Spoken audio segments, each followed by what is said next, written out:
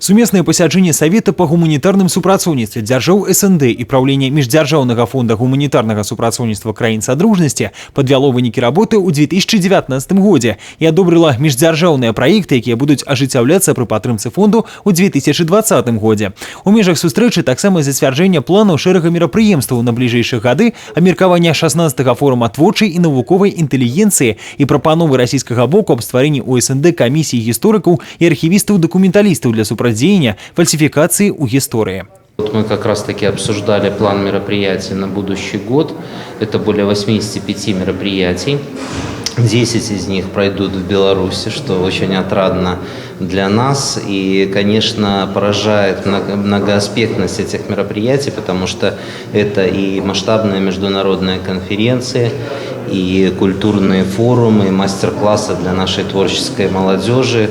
Я думаю, что, в общем-то, все культурные инициативы, которые были собраны в наших странах, они получили отражение в этом плане.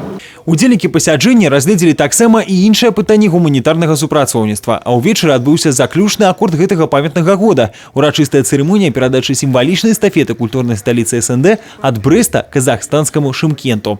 Старшыня брэсцкага гарвыканкама Александр Рагачук перадаў сімвалічную статуэтку першаму намесніку акіма Шымкента Нуртаю Кайрату.